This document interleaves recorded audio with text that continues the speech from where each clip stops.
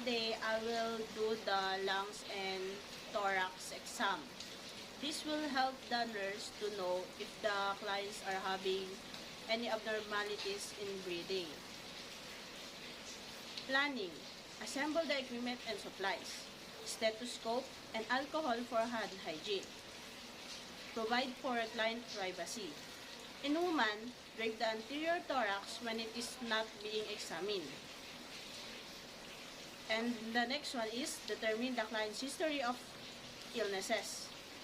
Family's history of illness, lifestyle and habits, medication being taken.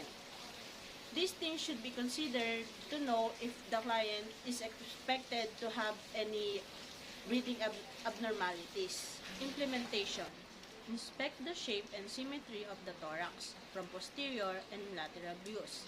Compare the anterior-posterior diameter to the transverse diameter. Inspect the spinal alignment for deformities. If the client can, have the client stand from a lateral position and observe the three normal curvatures, the cervical, thoracic, and the lumbar.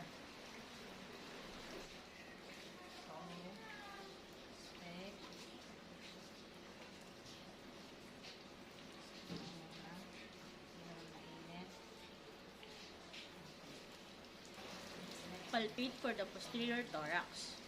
For clients who have no respiratory complaints, rapidly assess the temperature and the integrity of all the chest key. For clients who do have the respiratory complaints, palpate all the thorax area for bulges, tenderness, and abnormal movements. Palpate the posterior thorax for respiratory exertion or the thoracic expansion. Place the palms of both of your hands over the lower thorax with your thumbs adjacent to the spine and your fingers stretched laterally. Ask the client to take a deep breath while you observe the movement of your hands and the lag in movement. Palpate the thorax for vocal or the tactile primitus. The faintly perceptible vibration felt through the chest when the client speaks. Ask the client to repeat such words as blue moon, or 123, 123.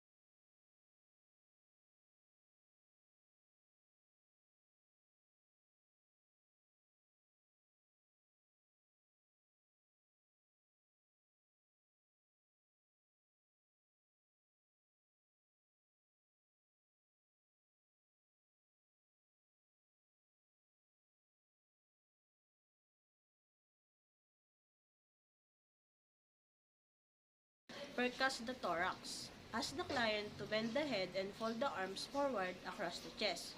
Percuss in the intercostal spaces at about 5 cm or 2 inches. Intervals in a systematic sequence. Compare one side of the lung with the other. Percuss the lateral thorax every few inches, starting at the axilla and working down to the 8th rib. Next is rotation.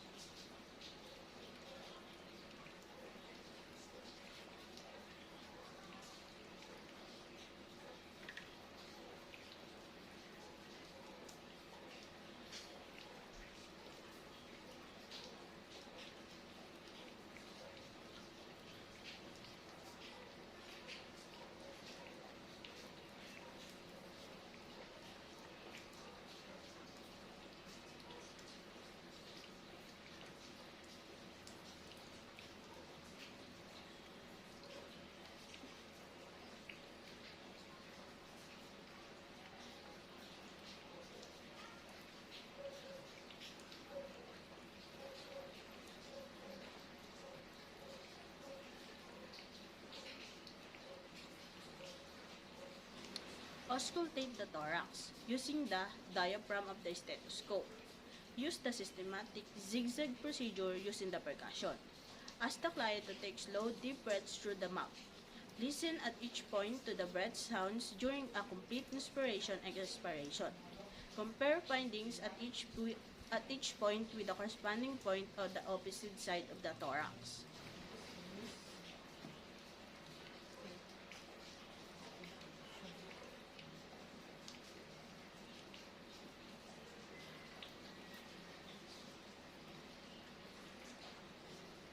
Okay po. Hinga po.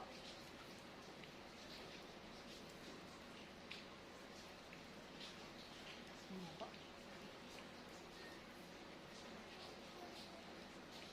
Hinga po ulit.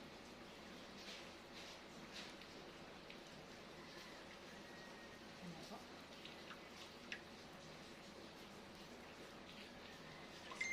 Hinga po ulit. Hinga po.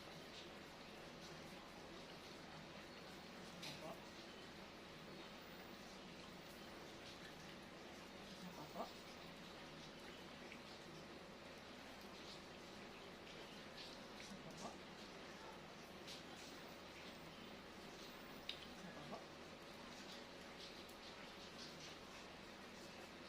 Hinga po. Hinga po. Hinga po.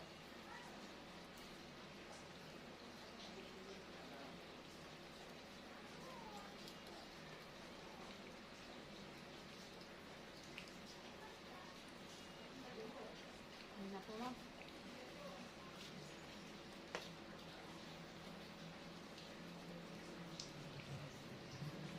Ito po. Evaluation and documentation. Evaluate all the findings that you have found on the client and document all the necessary findings.